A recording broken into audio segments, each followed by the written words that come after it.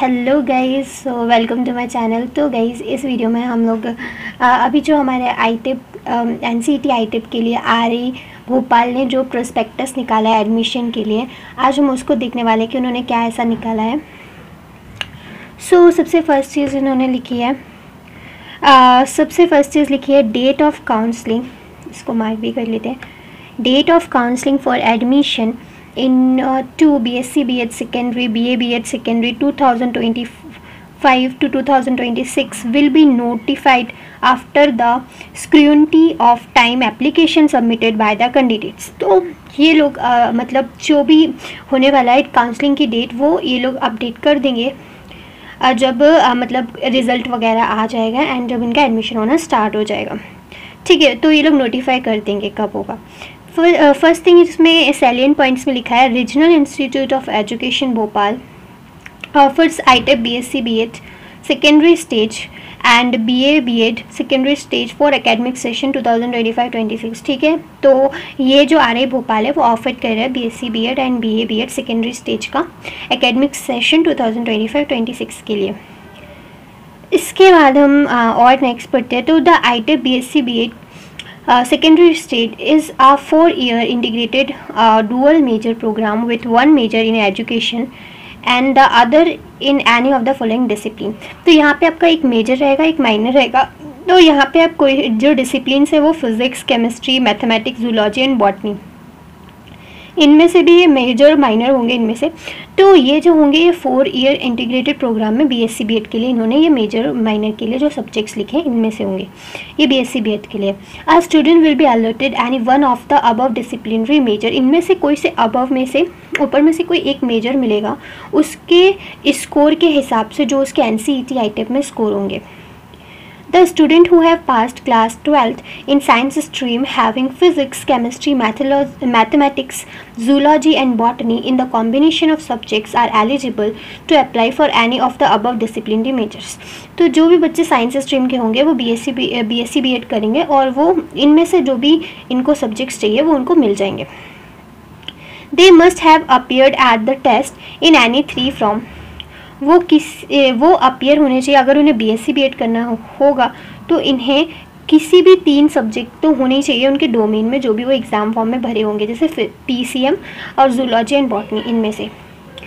और इसके बाद एक कैंडिडेट मस्ट हैव सेक्यूर्ड। तो गाइस ये बहुत इन्फॉर्मेशन सही है कि अगर 50% से ज़्यादा होंगे या फिर उसके इक्वल होंगे तभी आप मतलब क्लास 12 में आपके 50% से ज़्यादा या इक्वल होंगे तभी आप एलिजिबल रहोगे यहाँ पे एडमिशन के लिए।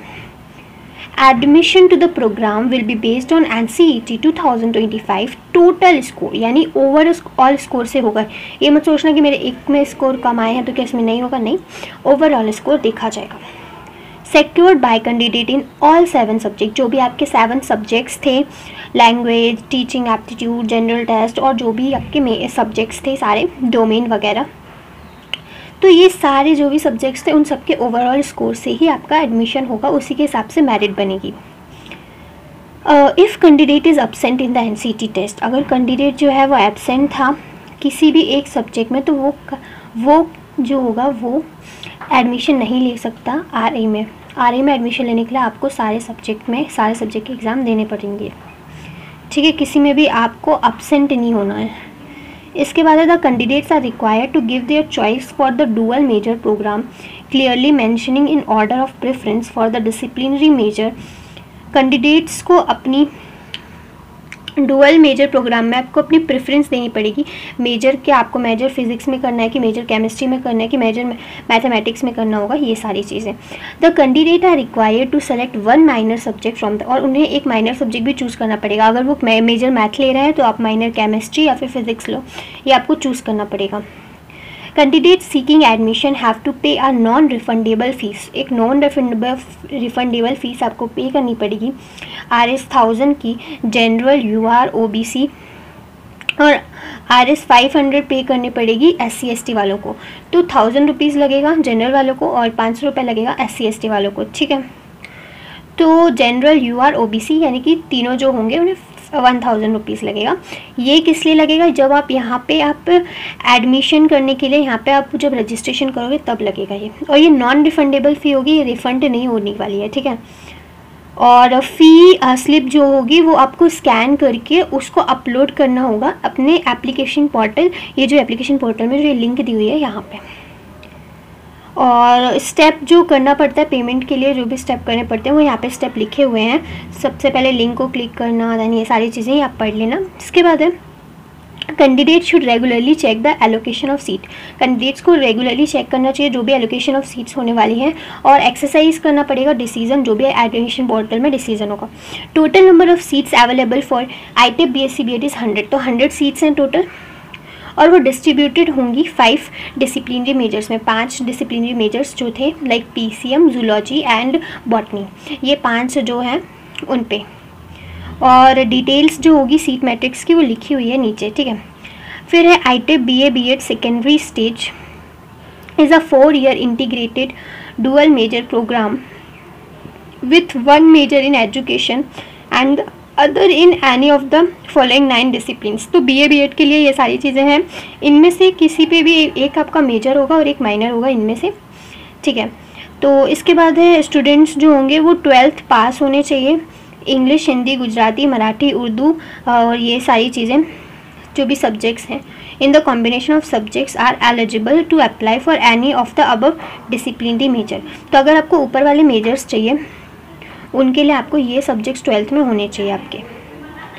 इसके बाद they must have appeared for test in, वो अपीयर होने चाहिए इंग्लिश, हिंदी, गुजराती, इन सब में से जो भी आपके सब्जेक्ट्स रहेंगे, जो भी आप मतलब अगर आपको जो भी सब्जेक्ट लेना है वो आपका होना चाहिए, ठीक है। और ये डोमेन में होना चाहिए, जो भी आपको सब्जेक्ट्स मेजर माइनर में चाहिए आपके डोमेन, जो भी आप एग्जाम दोगे उसमें तो होना ही चाहिए। कैंडिडेट जो होंगे वो मस्ट सिक्योर्ड होने चाहिए, एटलीस्ट 50% मार्क्स होने चाहिए उनके। एडमिशन जो होगा इस प्रोग्राम में वो भी NCT टोटल स्कोर से होगा, जो भी है आपके पूरे सब्जेक्ट्स के एक स्कोर होगा, ओवरऑल स्कोर उससे होगा। If a candidate is absent in the NCT test तो वो एलिजिबल नहीं होगा, वही चीज़ यहाँ पे फिर से लिखी है। सारी चीज़ रिपीटेड है, सेम चीज़ है BA BEd वालों के लिए भी, ठीक है। तो RI भोपाल के बारे में इतना जान लो कि RI भोपाल जो है वो एक कॉन्स्टिट्यूएंट यूनिट है NCERT की, जो कि न्यू दिल्ली में है, और एक NAAC अक्रेडिटेड A++ इंस्टीट्यूट है, ठीक है। और ये इस्टेब्लिश हुई थी 1964 में, और इन्होंने एक वर्ल्ड क्लास एजुकेशनल प्लेटफॉर्म बनाया था जो कि डायनेमिकली सस्टेन्ड है। यहाँ पे क्वालिटी टीचिंग के लिए ये जाना जाता है, और नेशनली वो एक्लेम्ड है, रिसर्च विथ एक्सेलेंट इंफ्रास्ट्रक्चर, और यहाँ पे बहुत अच्छी फैसिलिटीज़ अवेलेबल है। इसके बाद हम प्रोग्राम के बारे में तो आप पहले से ही जानते हैं, बट फिर भी इसको भी हम एक बार पढ़ लेते हैं। ITEP is a 4 year integrated program under which the student will have a dual major undergraduate degree in specific discipline along with BEd, ठीक है। dual major degree है जिसमें आपके पास BSc रहेगा along with BEd, keeping in view the mandate of education, the NEP 2020 and subsequent initiative by the NCTE. The institute offers ITEP BSc BEd with major in different disciplines physics, chemistry, math, zoology and botany, और BA BEd में भी ये जो major disciplines हैं English, Hindi, Gujarati, Marathi, Urdu, history, political science, geography and economics. Apart from preparing teachers for the reconfigured school education system in the country, the ITEP will help in imparting disciplinary knowledge in above mention subjects. जो above mention subject है उन पे उन लोग अपना ITEP का जो degree करेंगे, so that the student will gain in depth knowledge, तो स्टूडेंट्स को डेप्थ नॉलेज मिलेगा। It would also ensure students progression to higher studies in the disciplinary stream including higher professional education. तो ये आगे भी हायर प्रोफेशनल एजुकेशन में भी आगे काम आएगा। The student joining this programme shall be specialised in the secondary stage of school education. तो ये जो भी ITEP प्रोग्राम करेंगे वो स्पेशलाइज्ड हो जाएंगे इस प्रोग्राम को ज्वाइन करने के बाद सेकेंडरी स्टेज ऑफ स्कूल के लिए। ITEP BSc BEd and ITEP BA BEd programmes जो हैं वो क्रेडिट बेस्ड प्रोग्राम है, और ये ऑफ़र करते हैं flexibility to progress at student on pace, और एक मिनिमम लेवल का परफॉर्मेंस जो है वो इसेंशियल है, बहुत ज़्यादा ज़रूरी है सेटिस्फैक्ट्री प्रोग्रेस के लिए। फिर एडमिशन टू द प्रोग्राम में यहाँ पे सीट मैट्रिक्स दी हुई है। तो सीट मैट्रिक्स अगर हम देखते हैं तो यहाँ पे सब्जेक्ट्स में जनरल के लिए कितनी सीट्स दी हुई हैं, ओबीसी के लिए, एससी के लिए, एसटी के लिए, ईवीएस के लिए, पीडब्ल्यूडी के लिए कितनी सीट दी हुई है। ठीक है, तो अभी हम देख रहे हैं बीएससी बीएड की। तो बीएससी बीएड में जो मैट्रिक्स है उसमें फिज़िक्स की 9 सीट हैं जनरल के लिए, ओबीसी की 5 सीट हैं जनरल के लिए, ओबीसी की 5 सीट है फिज़िक्स के लिए, एंड एससी की 2 सीट है फिज़िक्स के लिए, एसटी की 2 सीट्स है फिज़िक्स के लिए, ईडब्ल्यूएस की 2 सीट्स हैं फिज़िक्स के लिए, यानी कि टोटल 20 सीट्स हैं फिज़िक्स के लिए। इसके बाद हम मैथमेटिक्स की बात करते हैं। मैथमेटिक्स में भी सेम ऊपर जैसा ही है, बस यहाँ पे एससी में 3 सीट हैं और एसटी में 1 सीट है, मतलब एसटी में कम है 1 सीट ऊपर वाले से। बाकी बॉटनी में देखें तो बॉटनी में 9 सीट जनरल के लिए हैं, ओबीसी के लिए 5 सीट हैं, एससी के लिए 3 सीट हैं, एसटी के लिए 1 सीट है, ईडब्ल्यूएस के लिए 2 सीट्स। और ये मेजर सब्जेक्ट्स के लिए, यहाँ पे मेजर जो लेंगे ना उन मेजर सब्जेक्ट्स के हिसाब से ये बनाई गई है। ठीक है, जूलॉजी में 9 सीट हैं, ओबीसी में 5 सीट, जूलॉजी में जनरल के लिए 9 सीट्स हैं, ओबीसी में 5 सीट्स हैं, 3 सीट्स एससी के लिए, एसटी के लिए 1 सीट एंड ईडब्ल्यूएस के लिए 2 सीट्स हैं, 20 टोटल सीट्स हैं। इसके बाद केमिस्ट्री में 8 सीट्स हैं जनरल के लिए, 6 सीट्स हैं ओबीसी के लिए एंड 2 सीट्स हैं एससी के लिए, 2 सीट्स हैं एसटी के लिए, 2 सीट ईडब्ल्यूएस के लिए, टोटल 20 सीट्स। तो जो टोटल 100 सीट्स हैं वो इस तरीके से उनका डिस्ट्रीब्यूशन होके रखा है, ये इनकी सीट मैट्रिक्स है। तो टोटल सीट कहा जाए तो जनरल के लिए 44 सीट्स हैं जो कि अनरिजर्व्ड सीट्स हैं, और ओबीसी के लिए 26 सीट्स हैं, एंड एससी के लिए 13 सीट्स हैं, एसटी के लिए 7 सीट्स हैं एंड 10 सीट्स हैं ईडब्ल्यूएस के लिए। इसके बाद हम देखते हैं जो सीट मैट्रिक्स बीए बीएड के लिए दिया गया है। तो बीए बीएड में इंग्लिश लिटरेचर के लिए मतलब जो जनरल वाले हैं उनके लिए 3 सीट्स हैं, 2 सीट्स ओबीसी के लिए, एससी के लिए 1 सीट्स एंड 1 ईडब्ल्यूएस के लिए। टोटल 7 सीट्स हैं इंग्लिश लिटरेचर में। और इसके बाद हिंदी लिटरेचर में 3 जनरल के लिए है, 3 ओबीसी के लिए, 1 एससी के लिए है और 7 और टोटल 7 है। हिंदी लिटरेचर में इसके बाद हम गुजराती लिटरेचर में 1 सीट है, मराठी लिटरेचर में 2 सीट हैं, उर्दू लिटरेचर में 1 सीट है। हिस्ट्री में 3 सीट्स हैं जनरल के लिए, 2 सीट्स ओबीसी के लिए, 1 सीट एससी के लिए, 1 सीट एसटी के लिए, 1 सीट ईडब्ल्यूएस के लिए। फिर है पॉलिटिकल साइंस के लिए 3 सीट्स जनरल में, 2 सीट ओबीसी के लिए, 1 सीट एससी के लिए, 1 सीट एसटी के लिए, 1 सीट ईडब्ल्यूएस के लिए। फिर सेम ही है, मतलब कहा जाए history, political science, geography, economics चारों का सेम ही मतलब डिस्ट्रीब्यूशन है कि 3 सीट जनरल के लिए, 2 सीट ओबीसी के लिए, 1 सीट एससी के लिए, 1 सीट एसटी के लिए, 1 सीट ईडब्ल्यूएस के लिए। तो कहा जाए तो टोटल 22 सीट्स जो हैं वो जनरल वालों को दी जा रही है बीए बीएड में, 13 सीट जो है ओबीसी वालों को, 6 सीट एससी वालों को, 4 सीट एसटी वालों को और 5 सीट ईडब्ल्यूएस वालों को। और टोटल 50 सीट्स होंगी यहाँ पे बीए बीएड के लिए। फिर है eligibility and minimum educational qualification, क्या क्या होना चाहिए। एलिजिबिलिटी बहुत ज़्यादा इंपॉर्टेंट है तो इसको देख लो। Candidates who have appeared NCET and have secured a valid score are eligible to apply for IIT BSc BEd secondary 2025-26 admission at RI Bhopal provided they satisfy the following। तो उन्हें ये सारी चीज़ें सेटिस्फाई करनी चाहिए जो भी IIT BSc BEd करना चाहते हैं RI से 2025-26। तो candidate must have secured at least 50% marks in aggregate और इक्विवेलेंट ग्रेड्स इन क्लास 12। 50% हो या फिर 50 से अबव होने चाहिए क्लास 12 में। कैंडिडेट्स जो होना चाहिए वो पास्ड होने चाहिए क्लास 12 एग्जामिनेशन साइंस स्ट्रीम में, तभी उन्हें physics, chemistry, math, zoology and botany इनमें से कॉम्बिनेशन मिलेंगे। They must have appeared for the test in PCM, Z and B, and I mean PCM and zoology and botany, physics, chemistry, mathematics, zoology and botany, ये जो subjects हैं वो domain में होने चाहिए। उनके जो वो NCET एग्ज़ाम दिए होंगे उसमें डोमेन में ये सब्जेक्ट्स होने चाहिए, इनमें से कोई से 3 सब्जेक्ट्स होने चाहिए। ठीक है, इसके बाद है proof of the having passed class 12th and having secured requisite marks must be submitted in the time of submitting the application. Original document must be furnished to the institute at the time। जब admission होंगे तब आपके 12th की marksheet लगेगी, उसमें आपके जितने percent आए वो सारे वो भी देखे जाएंगे। तो जब एप्लीकेशन सबमिट होगी तब आपकी 12th की मार्कशीट लगेगी। A candidate should have appeared in the class 12th examination for the first time in either 2023, 24, 25। तो जो बच्चे होने चाहिए वो 2023 में अगर 12th पास किए हैं वो भी ठीक है, 2024 में भी पास किए वो भी ठीक है, 2025 में पास किए वो भी ठीक है, उससे पहले के नहीं होने चाहिए। इसके बाद है eligibility and minimum educational qualification for BA BEd के लिए भी सेम ही है, बस इसमें ये डिफरेंस है कि कैंडिडेट्स जो उन्हें क्लास 12th में वो किसी भी स्ट्रीम, जैसे उसमें लिखा था साइंस स्ट्रीम, तो वो किसी भी स्ट्रीम से हो, साइंस स्ट्रीम के नहीं भी मतलब साइंस स्ट्रीम के भी हैं वो भी BA BEd कर सकते हैं, वो एलिजिबल हैं। और वो इस किसी भी एक सब्जेक्ट के लिए मतलब सब्जेक्ट पे अपीयर होना पड़ेगा उन्हें, जब ये इनमें से कोई सा भी डोमेन सब्जेक्ट में से अपीयर होना पड़ेगा किसी भी एक पे, अगर उन्हें मतलब BA BEd में एडमिशन लेना है तो, और क्लास 12 का प्रूफ लगेगा, ठीक है। The candidate satisfying the above mentioned eligibility and minimum educational qualification and other necessary requirement based on their NCET score, seat will be allotted without any additional interview or written test।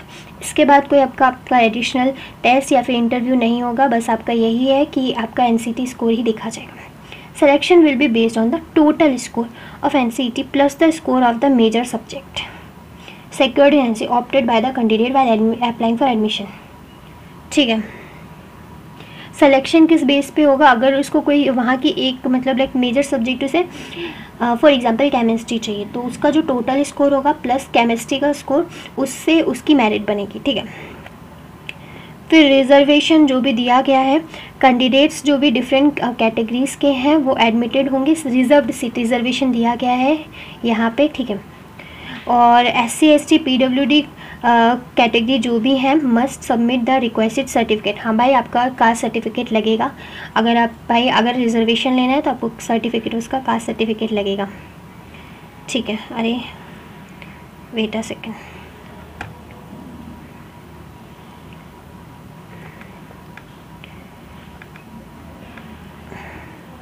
procedure of selection as per the previous admission procedures. The registered candidate ITEP BA BEd BSc BEd for semester first for the session will be selected as per the merit से select होंगे। The merit of the individual will be decided by adding the score। अच्छा ये मैंने बोल दिया, ठीक है, sorry दोबारा बोल दिया।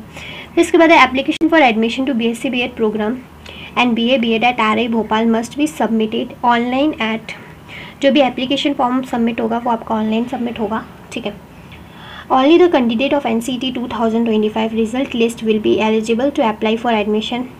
Only one duly completed application form should be submitted. The candidate are requested to verify the details, ठीक है। ये सारी डिटेल्स वगैरह आपको अच्छे तरीके से फिल करनी पड़ेगी, जो भी ये लोग साइट दे रहे हैं वहाँ पे, और आपको अपना जो रजिस्ट्रेशन फॉर्म के लिए जो भी आपकी फ़ीस सबमिट होगी वो आपको सबमिट करनी पड़ेगी, ठीक है। और जो उनकी डिटेल्स होगी ना वो उन्हें पोर्टल पे डालनी पड़ेगी जब वो एडमिशन मतलब अपनी डिटेल्स को जो है ना वो अच्छे तरीके से वेरीफाई होगा, उनकी डिटेल्स वगैरह वेरीफाई की जाएगी जब वो लोग एडमिशन के लिए अपने लिए रिक्वेस्ट डालेंगे, ठीक है। इसके बाद और चीज़ें देखते हैं हम। The list of the documents required for applying in given annexed to based on the required test a candidate can apply one or more disciplinary major, ठीक है। अगर किसी कोई दो मेजर पे आप मतलब कर सकते हो, जैसे कि आपको अगर फिज़िक्स मेजर भी मतलब आप अपने हिसाब से प्रायोरिटी भर सकते हो कि एक में आपको फिज़िक्स मेजर भर दो, दूसरे में अपन केमिस्ट्री मेजर भर देते हैं, तीसरे में अपन मैथमेटिक्स मेजर भर देते हैं। तो तीनों में से जिसमें भी आपको ऊपर नाम आएगा वहाँ पर एडमिशन ले लेना, ठीक है। ऊपर नाम आएगा मतलब जिसमें आपका सिलेक्शन हो जाए, ठीक है। सो सबसे पहले हम देखते हैं एडमिशन प्रोसीजर। द कैंडिडेट जो होंगे उनको अपना फिल करना पड़ेगा ऑनलाइन एप्लीकेशन फॉर्म, और जो भी based on number of available seats होंगे और एलिजिबल कैंडिडेट्स जो भी होंगे, the application will be scrutinised by the admission committee in order of merit of the score obtained. तो इसी से जो भी स्कोर ओवरऑल स्कोर होगा NCET ITEP जो एग्ज़ाम देंगे वो 2025 में जो एग्ज़ाम दिया है उसी के हिसाब से आपकी मतलब मेरिट बनेगी अवेलेबल सीट के हिसाब से। In case there are a tie of the score, अगर किसी के पास टाई होगा मतलब दो बच्चों का स्कोर सेम हो जाता है तो जो कैंडिडेट ओल्डर होगा एज में उसको ऊपर रख दिया जाएगा, यानी कि जो बड़ा होगा उसको ऊपर रख देंगे और जो छोटा होगा उसको नीचे रख देंगे, ठीक है। तो आपकी जो भी NCET ITEP के जो एग्ज़ाम हुए होंगे उसमें भी जो आपके स्कोर आएंगे उस स्कोर के हिसाब से आपकी मेरिट लिस्ट बनेगी, और उस मेरिट लिस्ट को ना ये लोग इंस्टीट्यूट की वेबसाइट पे अपलोड कर देंगे, तो वो आपको वेबसाइट पे दिख जाएगी। और फर्स्ट जो भी आपकी काउंसलिंग होगी वहाँ पे आपको फ़ी, ऑनलाइन फ़ी आपको सबमिट करनी पड़ेगी, ठीक है। और वो सबमिट इसलिए करनी पड़ेगी, आपको कंफर्म करनी पड़ेगी कि हाँ आपका एडमिशन यहाँ पे होना है कि नहीं। कंफर्म करना, एडमिशन कंफर्म करने के लिए आपको फ़ी पे करना पड़ेगा। वेकेंट सीट विल बी, देखो फर्स्ट काउंसलिंग जो होगी, ठीक है, फर्स्ट काउंसलिंग हुई उसमें आपको अपनी जो फ़ीस होगी वो वहाँ पे सबमिट करनी पड़ेगी, जितनी भी फ़ीस लगती है। आई थिंक उस टाइम पे 5000 रुपीज़ स्टार्टिंग में लग रहे थे, या हाँ 5000 कुछ लग रहे थे, मुझे इतना अच्छे से ध्यान नहीं, बट हम जब 2023 में काउंसलिंग हो रही थी तो 5000 कुछ उन्हें जमा करना था हमें, फिर उसके बाद वहाँ पे एडमिशन होना था। तो आपको भी जितना वो लोग फ़ी बोलेंगे वो सबमिट करना पड़ेगा। एडमिशन कंफर्म करने के लिए आपको एडमिशन फ़ी सबमिट करनी पड़ेगी। इसके बाद है सेकंड काउंसलिंग के लिए, अगर सेकंड वैकेंट सीट निकलेगी, अब कुछ बच्चे होंगे वो फ़ीस नहीं जमा करेंगे, जो फ़ीस नहीं जमा करेंगे उनका एडमिशन कैंसिल हो जाएगा। फिर सेकेंड में फिर वैकेंट सीट निकलेंगी, जो वैकेंट सीट निकलेंगी उसमें अब फिर एडमिशन होंगे, तो उसमें जो बच्चे सेलेक्ट होंगे फिर उन्हें भी फ़ीस जमा करनी पड़ेगी। ऐसे करके पूरा हो जाएगा, यहाँ पे काउंसलिंग हो जाएगी। Non submission of the institute fee will be deemed as automatic withdrawal of the allotted seat, ठीक है। तो अगर जो नहीं फ़ीस सबमिट करेंगे उनका एडमिशन कैंसिल हो जाएगा, ठीक है। ओके गाइस, तो हम यहाँ पे फ़ीस देख लेते हैं। यहाँ का फ़ीस स्ट्रक्चर भी आ चुका है पूरा। तो यहाँ पे BSc BEd BA BEd यहाँ पे ईयरली फ़ीस कितनी लगती है और सेमेस्टर बाय फ़ीस कितनी लगती है। तो ईयरली फ़ीस यहाँ पे अगर कोई जनरल UR और OBC के बच्चा है उसको लगती है 24,545, और अगर वो हॉस्टलर है, ठीक है, अगर वो हॉस्टलर है तो उसे लगेगी 24,000 कुछ फ़ीस, 24,500 कुछ फ़ीस लगेगी। अगर वो नॉन हॉस्टलर है, ठीक है, ये जनरल UR और OBC की बात है, तो अगर वो नॉन हॉस्टलर है तो उसको लगेगी 13,545 रुपये। अगर वो SC ST वाला है और वो हॉस्टलर है तो 19,545 लगेगा, अगर वो SC ST का है और हॉस्टलर है। और अगर वो नॉन हॉस्टलर है तो 8,545 ईयरली फ़ीस लग रही। ईयरली का फ़ीस देखो कितना कम फ़ीस है। ईयर वाइज फ़ीस अगर तुम्हारा 8,000 लग रहा है तो सोचो कितना कम फ़ीस है। फिर इसके बाद हम देखते हैं semester wise fees BA BEd के लिए और BSc BEd के लिए। तो अगर वो जनरल UR OBC वाला है और हॉस्टलर है तो 17,000 लगेगी उसकी, ठीक है। और अगर वो नॉन हॉस्टलर है तो 11,045 रुपीज़ लगेगी। और अगर वो SC ST वाला और हॉस्टलर है तो 15,045 लगेगी। और अगर नॉन हॉस्टलर है तो 8,545 लगेगी। ओके, तो इतना इनको ईयरली या फिर सेमेस्टर वाइज फ़ीस लगेगा, वो आप देख सकते हो। SC ST वालों के लिए अलग है, जनरल वालों के लिए अलग है, हॉस्टलर के लिए अलग है, नॉन हॉस्टलर के लिए अलग है। तो ये सारी फ़ीस स्ट्रक्चर है। फिर इसमें अगर हम कॉन्टेक्ट डिटेल में यहाँ पे भी देखते हैं, मिनिमम रिक्वायर्ड क्वालिफ़िकेशन दिया हुआ है। Minimum educational qualification for admission क्या है, 10+2, मतलब जो भी 12th है, 12th क्लास में आपको 50% मार्क्स होने चाहिए या फिर उससे ज़्यादा होने चाहिए, ठीक है। और इसेंशियल सब्जेक्ट्स अगर BSc BEd करना है तो आपके पास PCM B या फिर जूलॉजी, मतलब physics chemistry math biology botany और zoology, physics chemistry math botany और जूलॉजी होना चाहिए, ठीक है। In the combination of subjects and the above there as domain subject, ठीक है। और डोमेन सब्जेक्ट में भी होना चाहिए जब आप एग्ज़ाम दो, 12th में भी होना चाहिए और डोमेन में भी होना चाहिए। और dual major with one in education and another in any one of the 5 disciplines. तो यहाँ पे एक मेजर होगा, एक माइनर होगा, ठीक है।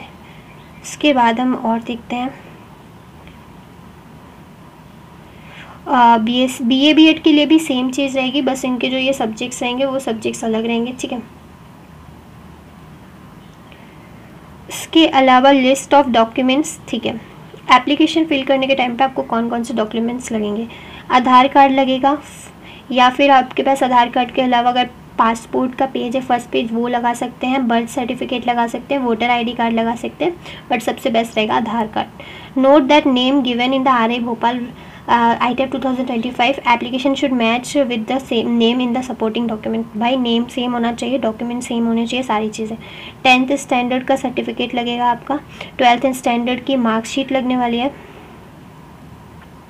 इसके बाद है अदर डॉक्यूमेंट्स, अंडरटेकिंग लगेगा, क्वालिफाइंग एग्जामिनेशन सर्टिफिकेट यानी जो भी आपके एनसीईटी का स्कोर कार्ड है वो, if applicable OBC NCL certificate और EWS certificate in the specified format, if applicable PW okay. तो जो भी अगर आप जिस भी कास्ट के हैं उस कास्ट का आपको सर्टिफिकेट लगेगा, ठीक है। इम्पॉर्टेंट डेट फॉर एडमिशन और टू आइटम, तो ये जो आपके इम्पॉर्टेंट डेट्स हैं वो जल्द से जल्द ही अनाउंस हो जाएंगी, तो जब अनाउंस होंगी तब मैं आपको इन्फॉर्म कर दूँगी, ठीक है। तो और ये अंडरटेकिंग देख सकते हैं आप लोग, ये अंडरटेकिंग आपको फिल करना पड़ेगा और वहाँ पे अपलोड करना पड़ेगा, ठीक है। और ये है instruction for the candidate for counselling, तो ये सब तो ठीक ही है। ये जो डॉक्यूमेंट्स की यहाँ पे लिखे हुए हैं by the candidate, list of the documents to be uploaded by the candidates, तो ये जो है इनकी स्कैन कॉपी होनी चाहिए और वो 500 KB मैक्सिमम 500 KB की होनी चाहिए। और ये सबका आप एक को PDF बनाना है, ये जो चीज़ें लिखी हुई हैं इन सब की फ़ोटोज़ वगैरह खींच के अच्छे तरीके से इन सबको स्कैन करके PDF बनानी है और फिर उस PDF को अपलोड करनी है और वो 500 KB से कम होनी चाहिए। और इसी सीक्वेंस में बनाना, सबसे पहले स्कोर कार्ड, ठीक है। कॉलेज लिविंग सर्टिफिकेट, ये अगर नहीं आप TC लगा सकते हो इसके जगह, क्योंकि आपको TC मिलेगी आपको स्कूल से। Migration certificate, residential certificate, income certificate, caste certificate, फिर यहाँ पे आपका कैरेक्टर सर्टिफिकेट, ये स्कूल से मिलता है, एंड फिर मार्कशीट, फिर पासपोर्ट साइज़ की फ़ोटोग्राफ सिग्नेचर के साथ, फिर scan copy of the field in undertaking with signature, एक स्कैन कॉपी होनी चाहिए जिसमें आपका अंडरटेकिंग होना चाहिए। ये जो अंडरटेकिंग ऊपर है उसी अंडरटेकिंग को आपको अपलोड करना है, ठीक है। तो यहीं पे वीडियो ख़त्म करते हैं। Bye bye guys, thank you so much for watching.